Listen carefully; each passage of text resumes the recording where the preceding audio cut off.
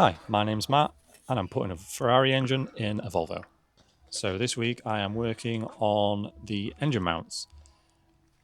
I'm trying to make a little bit more room in the tunnel, and then also, as you can see here, the engine mounts are not sitting flush with the subframe. There's a gap there. So I'm going to cut part of the subframe out of my spare subframe, because I have two of these, and test out, see if I can make it fit. So essentially, I'm going to use some rectangular box section and I'm going to cut it in half and then use two parts of it, one on the left, one on the right. First though, we need to pull that engine out using the trusty hoist. So thankful that I have this in the garage. The previous owner installed this. The previous owner was a taxi rank, and he used to service his own cars. So there's a pit and an engine hoist in my garage. I'm very thankful for these. These are things that helped me make a decision on buying this house.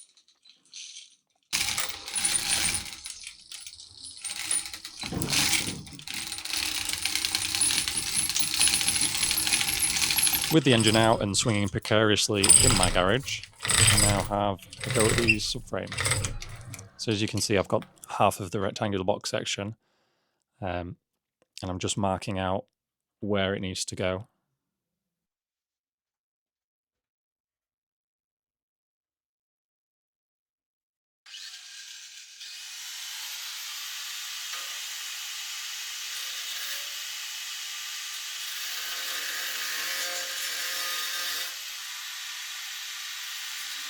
Not too worried about messing this up, as it is a spare subframe.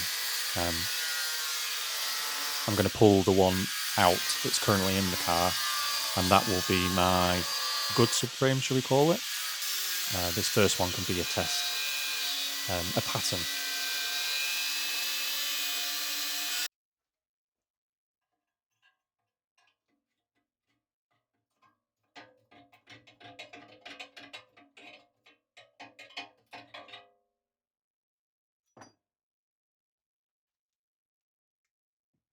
Cutting up the plate just to fit a bit nicer into the subframe, because the subframe is not a nice shape where I'm trying to put the engine. It's got some awkward angles in it, so I need to cut these brackets, plates, whatever you want to call it, into a bit of a strange shape in order to fit properly.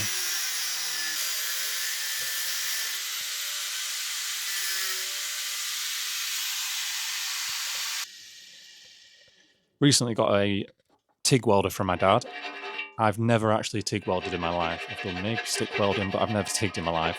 So this was a learning experience for me. Don't judge me by my welds and the way that I'm trying to do this. This is a first. Obviously using a grinder to grind down the terrible welding that I've done. I'd like to think progressively through doing more welding throughout this process that I got a little bit better. Still not welding dimes though.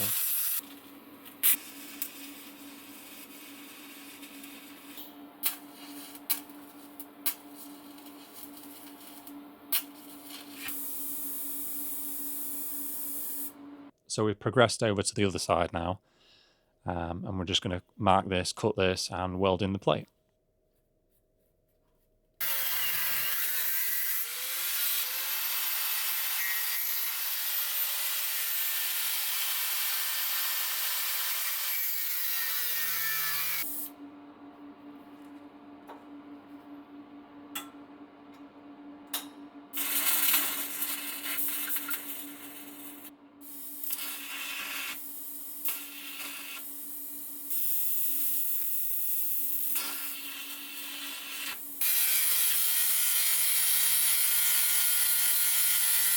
Let's take this old subframe out then. I need to take these wheels out, take these wheels off.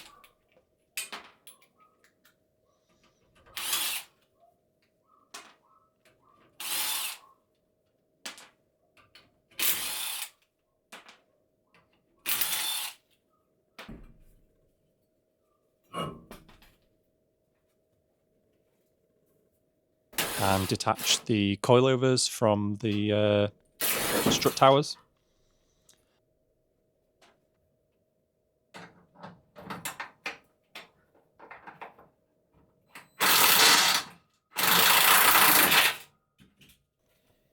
And we do the same on the passenger side.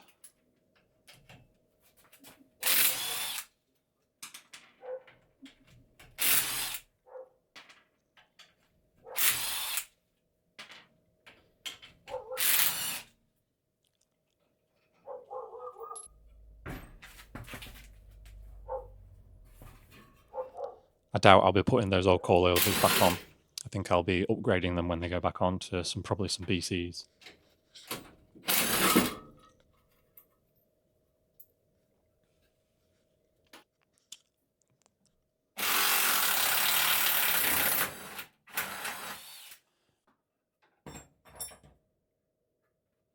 Then finally we've got the subframe bolts. There's 2 of these each side. Some big old long bolts to take out, and then everything should drop out. Now unfortunately, my camera actually ran out of memory, and I didn't realise. So I took out the old subframe, removed it from the car, put in the new modified subframe, and then fitted the engine. And it was at this point that I'd realised that the memory card was full, so I did the rest on the little action camera. But as you can see, that the engine sits a lot more flush on the subframe now, and there's loads more room in the gearbox tunnel for the gearbox.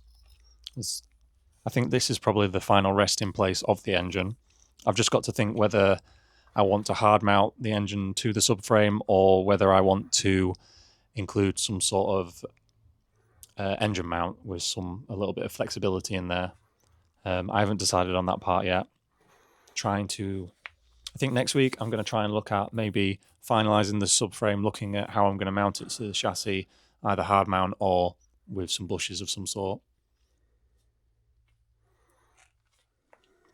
Thanks for watching.